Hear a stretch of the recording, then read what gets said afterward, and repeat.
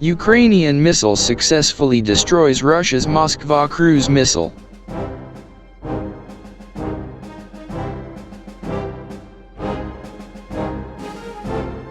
International military. Russia's Black Sea flagship sank on Thursday after an explosion and fire that Ukraine claimed was a successful missile strike, as the Kremlin accused Kiev of targeting its citizens in sorties across the border.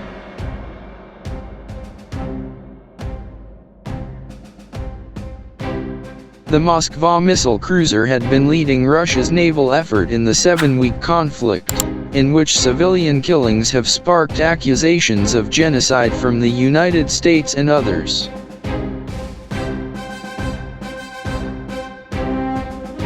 Russia's defense ministry said the blast on the vessel was the result of exploding ammunition and added that the resulting damage had caused it to lose its balance as it was being towed to port.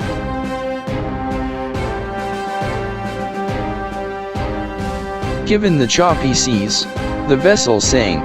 The Russian state news agency TASS quoted the ministry as saying,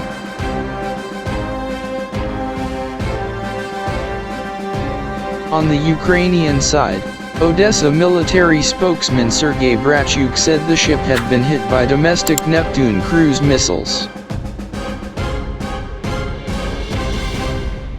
In Washington, Pentagon spokesman John Kirby said he was unable to verify either version, but stressed that the sinking of the Moskva dealt a big blow to the Black Sea Fleet.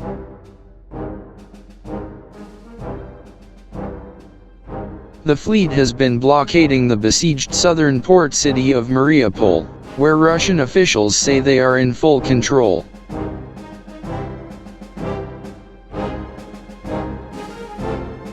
Following its pullout from northern Ukraine earlier this month after failing to take the capital, Russia is refocusing on the east, with Kiev warning of new clashes to come in the Donbas region.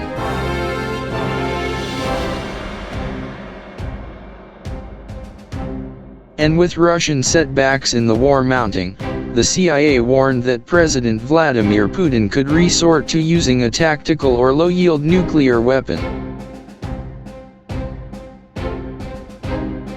We're obviously very concerned. I know President Biden is deeply concerned about avoiding a third world war, about avoiding a threshold in which, nuclear conflict becomes possible, CIA Director William Burns said in a speech in Atlanta. But the United States is yet to see a lot of practical evidence of actual deployments that would cause more worry, he added. No electricity, no water. Seizing Donbas, where Russian-backed separatists control the Donetsk and Lugansk areas, would allow Moscow to create a southern corridor to the occupied Crimean Peninsula. In what appeared to be its first official accusation of abuses targeting Russians, the Kremlin said at least 6 airstrikes had hit residential buildings in the border region of Bryansk, wounding 7 people including a toddler. Using 2 military helicopters carrying heavy weaponry, Ukrainian armed forces illegally entered Russian airspace, Russia's investigative committee said.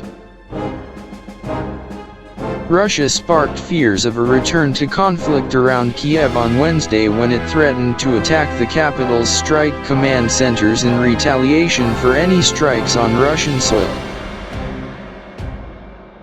In the south and east, civilian evacuations had been set to resume Thursday, Deputy Prime Minister Irina Vereshchuk said, after a day-long pause that Kiev blamed on Russian shelling. Tamara Yakovenko, 61, and her 83-year-old mother had decided to run the risk of fleeing Severodonetsk, the last easterly city still held by Ukrainian forces, where, every 10 or 15 minutes there are bombings. We used to receive humanitarian aid, but now nobody remembers us. Some people try to cook outside on a fire, Вот один из этих everyone патриотов, has как to run back to называемый the здесь, basement, вот Ms. находится на братском Yakovenko кладбище. said. All night until morning, there is no rest. Now a little more than a ghost town just kilometers from the front line, Severodonetsk has already buried 400 civilians, according to Lugansk Regional Governor Sergei Gaidai. There's no electricity, no water, Maria, who lives with her husband and mother-in-law, told AFP amid a din of shelling that she said never stops. But I prefer to stay here, at home. If we leave, where will we go? Global hunger. Beyond the humanitarian crisis, the war's economic consequences, primarily surging food and fuel prices, were hitting hardest the world's most vulnerable people, IMF Managing Director Kristalina Georgieva warned. The United Nations announced the release of $135 million, $100 million to fight hunger in Yemen and 6 African countries at risk of famine due to the war disrupting food supply chains. Hundreds of thousands of children are going to sleep hungry every night while their parents are worried sick about how to feed them, said UN Emergency Relief Coordinator Martin Griffiths.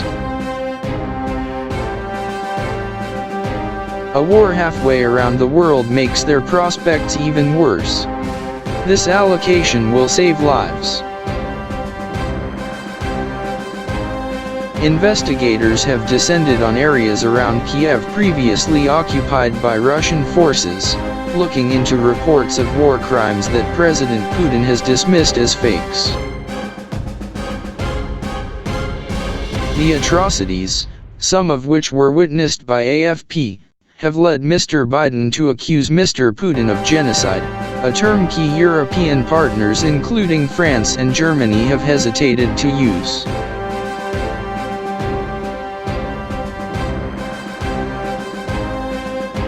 The French government, which has allocated $146 million, €100 million, for humanitarian support to victims of the conflict, said its embassy would return very soon to Kiev from the western city of Lviv, where it had been relocated after the invasion.